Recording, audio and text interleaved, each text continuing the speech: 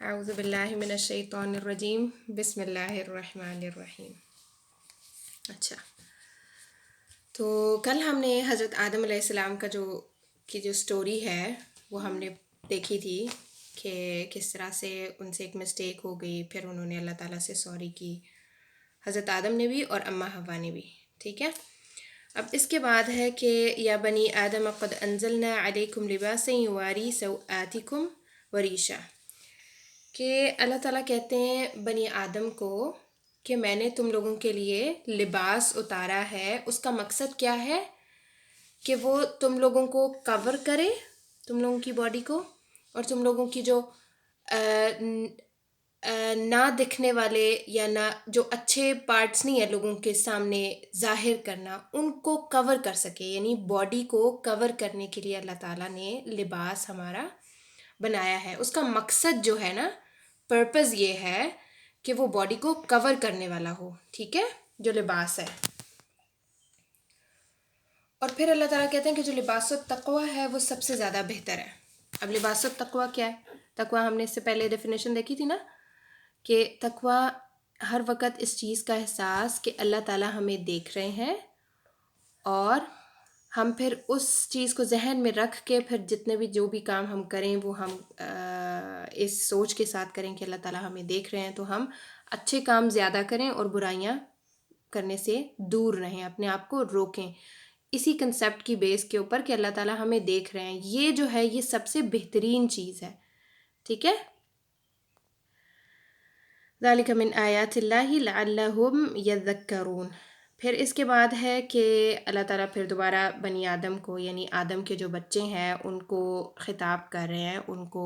Address کر رہے ہیں، اور یہ کہہ رہے ہیں کہ تم لوگ شیطان جو فتنے میں ڈالتا ہے نا، شیطان جو وسوسے ڈالتا ہے، جو انسان کے مائنڈ میں چیزیں ڈالتا ہے، تو اس کے بہکاوے میں نہ آنا، اور جیسا کہ اس نے حضرت آدم علیہ السلام اور اماں حوا کو وسوسے ڈال کے اور ان سے ایک مسٹیک کروا دی، اس طرح سے تم اس کے بہکاوے میں مت آنا۔ جیسے اس نے ان کو جنت سے نکلوایا، ایسے ہی وہ کہیں تمہیں بھی جنت سے نہ نکال دے، کیونکہ اس کا مین موٹو یہی ہے کہ وہ انسان کو جنت میں نہ جانے دے، کیونکہ اب وہ جنت سے نکل چکا ہے نا۔ اب اس نے اللہ تعالیٰ کی نافرمانی کی، نافرمانی کے بعد اس نے توبہ نہیں کی، پھر وہ ہٹ درمی کے ساتھ کھڑا رہا، اور وہ اپنی جو غلطی ہے اس کو اللہ تعالیٰ کے اوپر اس نے ڈال دیا۔ تو اس چیز کے بعد اب وہ یہ کہتا ہے کہ اب کوئی بھی اور جو ہے وہ جنت میں نہ جائے، ٹھیک ہے۔ اور اللہ تعالیٰ کہتے ہیں شیطان کو میں ہمیشہ ان لوگوں کا دوست بناتا ہوں جو ایمان نہیں لاتے،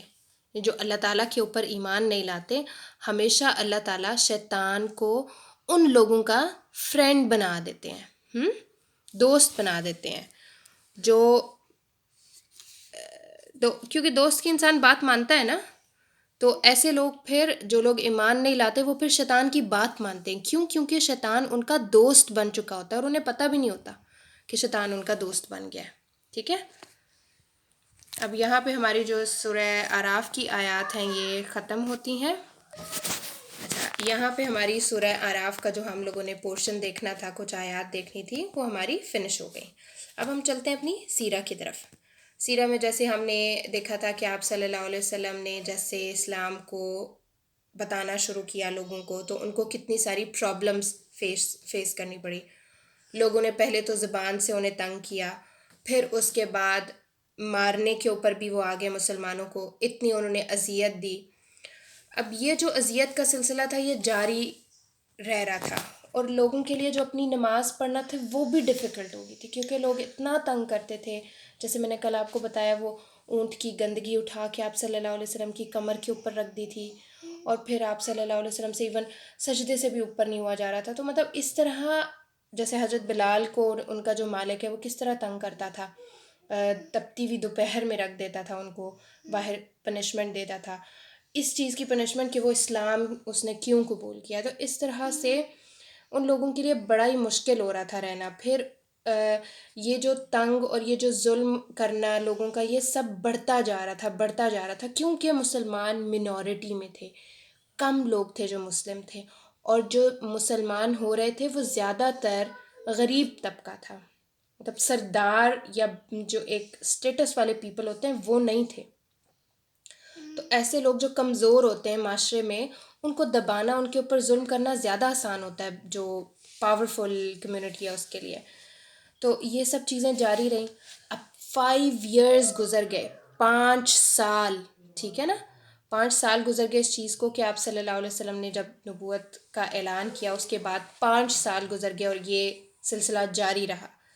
پھر آپ صلی اللہ علیہ وسلم نے ایک گھر تھا جو کہ دار ارقم اس کو بولا جاتا ہے، وہاں پہ آپ صلی اللہ علیہ وسلم نے اپنی جو بھی ٹیچنگز وغیرہ دینی ہوتی تھی وہ وہاں جا کے دیا کرتے تھے. اب یہ جب سچویشن آپ صلی اللہ علیہ وسلم نے دیکھی ساری، تو اس کے بعد پھر آپ صلی اللہ علیہ وسلم نے کچھ صحابہ کو کہا کہ آپ لوگ نا ہجرت کر جاؤ. ہجرت کرنا کیا ہوتا ہے کہ اپنی جو پلیس ہے، اپنا جو کنٹری ہے، اس کو چھوڑ کے کسی دوسرے کنٹری میں شفٹ کرنا، کہ شاید اس کنٹری میں جا کے اسلام کو جو ہے نا فالو کرنا تھوڑا آسان ہو جائے. تو اب پہلی دفعہ جب ہجرت ہوئی نا ہدا، اس میں حضرت عثمان اور آپ صلی اللہ علیہ وسلم کی ایک بیٹی تھیں جن کا نام رقیہ تھا، وہ یہ لوگ اور باقی بھی کچھ تھوڑے بہتے لوگ تھے، وہ سب چلے گئے اس کو بولتے ہیں حبشہ میں جا کے انہوں نے نا وہاں پر رہنا شروع کر دیا. اب پیچھے کیا ہوا کہ آپ صلی اللہ علیہ وسلم کیا تو اسی طرح جس طرح لوگ ان کو تنگ کرنا، طنز، ان کے اوپر مذاق اڑانا، ان کو اذیت دینا، ظلم کرنا، یہ سب چیزیں جاری تھیں. ایک دفعہ کیا ہوا نا کہ آپ صلی اللہ علیہ وسلم خانہ کعبہ کے اندر آئے. خانہ کعبہ کے اندر آئے تو قریش کے بہت سارے لوگ بیٹھے ہوئے تھے. آپ صلی اللہ علیہ وسلم نے نا ایسے ہی ایک سورت کی تلاوت کرنا شروع کر دی. اب چونکہ وہ سارے جو ہے نا عرب لوگ تھے تو ان کو عربی نہ سمجھ آتی تھی. جیسے ہی آپ صلی اللہ علیہ وسلم سورت کی تلاوت کرتے جائیں، قریش تو بالکل سرپرائزڈ ہو گئے، کیونکہ وہ عربی زبان کو جانتے تھے نا، تو ان کو پتہ تھا یار یہ بہت ہی کوئی فیبیولس قسم کا ذکر ہے. ٹھیک ہے، یہ کسی عام انسان کا لکھا ہوا ہو ہی نہیں سکتا، کیونکہ عربی زبان ہے نا، it's a very rich language. ٹھیک ہے، اور وہ لوگ زبان کو بڑے اچھے طریقے سے جانتے تھے، اور وہ سرپرائز ہو کے بیٹھے ہوئے، ان کو تو سمجھ نہ آئے یہ اتنا مزے کا کلام. آپ صلی اللہ علیہ وسلم نے ساری صورت تلاوت کر دی. بیچ میں ایک پیچو آیا جہاں پر نا ایک آیت ہوتی ہے جہاں پہ سجدہ کرنا ہوتا ہے. جیسے ہی آپ صلی اللہ علیہ وسلم نے وہ آیت پڑھی نا، فَاسْجُدُوا لِلَّهِ وَاعْبُدُوا، سارے لوگ سجدے میں، even they are not Muslims, they were not Muslims at that moment, اور ان میں سے کتنوں نے تو اسلام بھی قبول نہیں کیا، اور وہ سارے لوگ سجدے میں گر گئے. اتنے وہ امیزڈ ہو گئے تھے، اتنے وہ اس ذکر کے اندر گم ہو گئے تھے کہ وہ جو ہے نا وہ سجدے میں گر گئے. اب جب باقی لوگوں کو پتہ لگا نا کہ ہمارے تو آدھے لوگ آپ صلی اللہ علیہ وسلم سے قرآن بھی سن بیٹھے تو سجدہ بھی کر بیٹھے، انہوں نے ان کو اتنا تنگ کیا، ان کو اتنا پرندو ان جیرو کیا کہ تم لوگ ہم لوگوں کو منع کرتے اور تم لوگوں نے یہ کیا کام کر دیا. اب جب یہ بات پہنچی نا، کیا اس کو کہتے ہیں، چاچا کے پاس،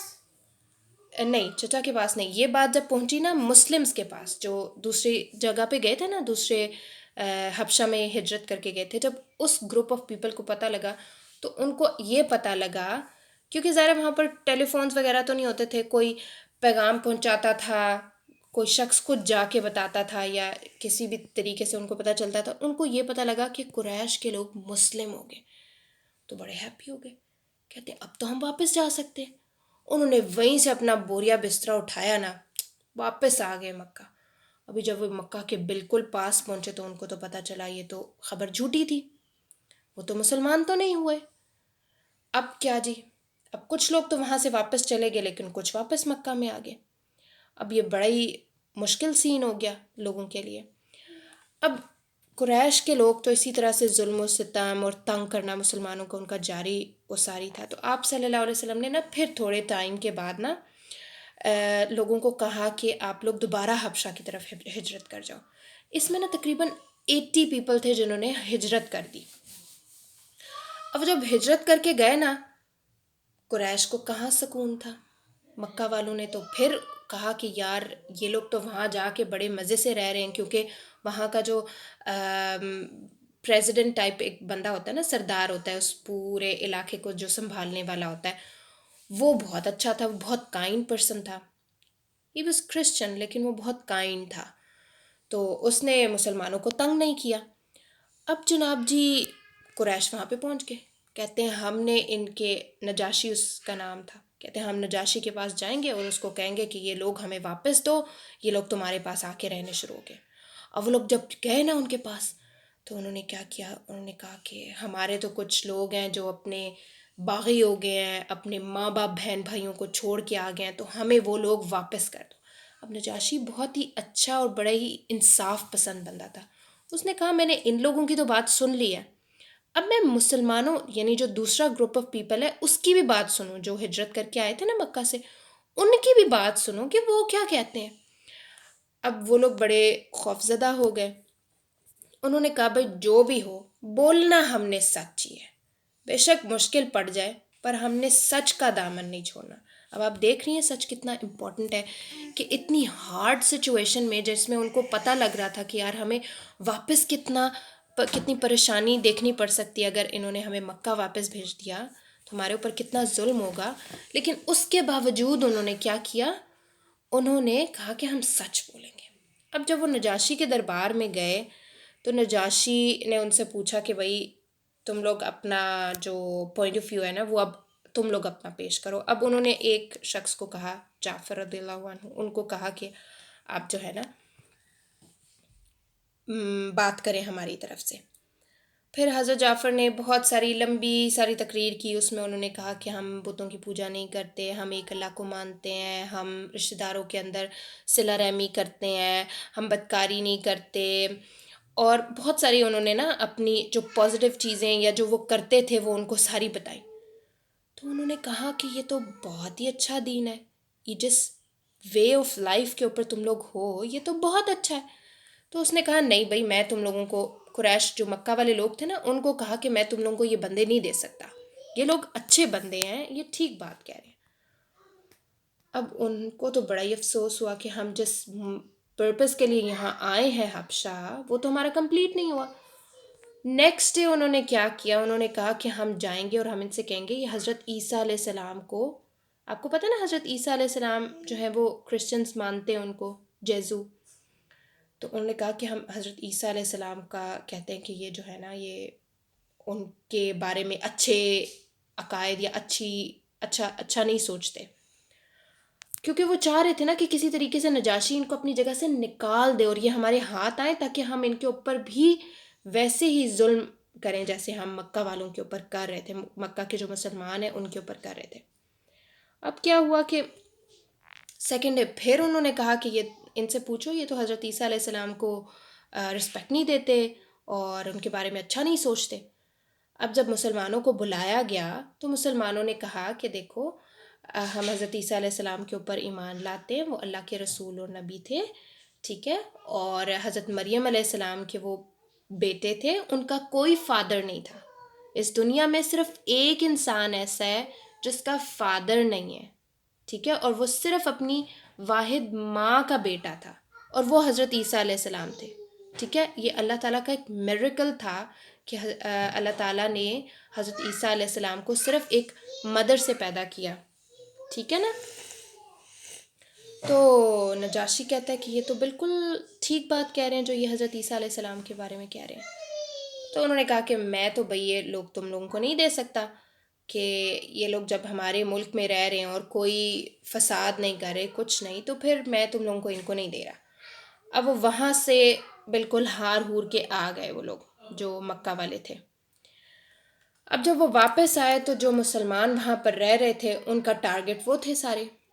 کیا کیا انہوں نے، وہ ابو طالب کے پاس چلے گئے جو نبی صلی اللہ علیہ وسلم کے چچا ہے نا، ان کے پاس چلے گئے، ان کو کہا کہ تم اپنے بھتیجے کو منع کرا لو، یہ اب نہ بہت زیادہ حد سے بڑھ رہا ہے۔ تو ابو طالب نے نبی صلی اللہ علیہ وسلم سے بات کی، تو نبی صلی اللہ علیہ وسلم کہتے ہیں کہ اگر میرے ایک ہاتھ کے اوپر چاند اور دوسرے کے اوپر سورج بھی رکھ دیں تو بھی میں اللہ کا دین پھیلانے سے باز نہیں آؤں گا، میں جو کام کر رہا ہوں میں وہی کرتا رہوں گا، ٹھیک ہے۔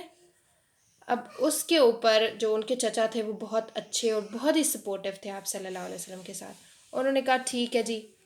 آپ نے جو کرنا ہے نا آپ کریں، میں آپ کے ساتھ ہوں، ٹھیک ہے۔ اب اس کے بعد دوسری بار وہ آئے ابو طالب کے پاس اور ان سے کہا کہ تم ایسا کرو، ہم میں سے کسی ایک کا بیٹا لے لو اور ہمیں نبی صلی اللہ علیہ وسلم دے دو۔ اب ان کا پلان پتہ ہے کیا تھا؟ وہ یہ چاہتے تھے کہ ہم ایک تو اپنا پیارا سا بیٹا ان کو دے دیں گے اور ان سے آپ صلی اللہ علیہ وسلم لے لیں گے اور پھر ان کو فنش کر دیں گے، قتل کر دیں گے۔ ابو طالب کہتے ہیں یہ اچھا سودا ہے، میں تم لوگوں کا بیٹا لے کے اس کو کھلاؤں پلاؤں پالوں پوسوں اور تم میرے بھتیجے کو لے کے مار دو، یہ تو بڑی ناانصافی اور بڑی غیر عدل والی بات ہے، میں تو ایسا کام نہیں کرتا، تم لوگ یہاں سے چلے جاؤ۔ اب وہ پھر نامراد ہو گئے، بالکل ان کے جو پلانس تھے وہ سارے فیل ہوتے جا رہے تھے۔ اچھا، اس کے بعد اب ان کے پاس صرف ایک ہی چیز رہ گئی، انہوں نے کہا کہ اب ہم نے نا آپ صلی اللہ علیہ وسلم کو قتل کر دینا ہے، اور وہ ڈفرینٹ طرح کی پلاننگ کرنے لگے کہ وہ آپ کو اذیت دیں، جسمانی یعنی مارنے کے لیے۔ پھر ایک دفعہ تو جو ابو لہب آپ کو پتہ نا، وہ چچا جو آپ کو پسند نہیں کرتا تھا، ان کے بیٹے نے کیا کیا کہ آپ صلی اللہ علیہ وسلم کو بہت زیادہ تنگ کیا، ایون آپ کے اوپر تھوکا بھی، اور وہ خیر تھوک آپ صلی اللہ علیہ وسلم کے اوپر نہیں گرا، لیکن بہرحال اس نے بہت تنگ کیا، بہت اذیت دی، بڑی زبان سے بھی بڑی بد کلامی کی۔ تو آپ صلی اللہ علیہ وسلم نے تنگ آ کے نہ اس کو بد دعا دی، کہا کہ اللہ تعالیٰ تمہارے اوپر نہ کوئی کتوں میں سے کتا مسلط کر دے۔ اب آپ دیکھ لیں ایک وہ شخص جس کے اوپر کوئی ظلم کر رہا ہے، ٹھیک ہے نا، وہ جب بد دعا دیتا ہے نا تو وہ ڈائریکٹ اللہ تعالیٰ سنتے ہیں، اور پھر تو آپ صلی اللہ علیہ وسلم رسول تھے، نبی تھے، تو اللہ تعالیٰ کے بڑی محبوب بندے تھے۔ اب کیا ہوا، ایک دن نا وہ اپنے نا لوگوں کے ساتھ کہیں سفر کے اوپر نکلا۔ اب جب وہ، کیونکہ اونٹوں کے ساتھ سفر ہوتے تھے نا پرانے زمانے میں، گاڑیاں شاڑیاں ٹرینیں تو نہیں ہوتی تھیں، اونٹوں کے ساتھ پیدل سفر کر رہے تھے۔ ایک جگہ رات آ گئی، انہوں نے پڑاؤ ڈال دیا، کیونکہ بالکل جب ڈارکنیس ہو جاتی ہے نا پھر وہ سو جاتے ہیں وہیں پہ، خیمے شیمے لگا کے، وہ جو تیندے ہوتے ہیں نا وہ لگا کے سو جاتے ہیں۔ جب وہ سوئے نا تو انہوں نے دیکھا ایک شیر ہے، تو اتبا نا فوراً پریشان ہو گیا، کہتے ہیں مجھے نا نبی صلی اللہ علیہ وسلم نے بد دعا دی تھی، میں تو نہیں بچتا آج۔ تو باقی سب نے پتہ کیا کیا، سب نا اس کو سینٹر میں لٹا کے اس کے ارد گرد سارے جو قافلے کے لوگ تھے نا سارے لوگ اس کے ارد گرد لیٹ کے سو گئے۔ اور پتہ ہے اس شیر نے کیا کیا، کسی اور کو نقصان نہیں دیا، اس نے ڈائریکٹ آ کے اتبا کو پکڑا اور اس کو مار دیا۔ دیکھ رہی ہو کہ جو شخص ظلم جس کے اوپر ہوتا ہے، اللہ تعالیٰ ڈائریکٹ اس کی جو ہوتی ہے، جو بد دعا ہوتی ہے وہ سنتے ہیں۔ تو اللہ تعالیٰ نے پھر بدلہ لے لیا آپ صلی اللہ علیہ وسلم کے ساتھ جو وہ ظلم کرا تھا اس کا۔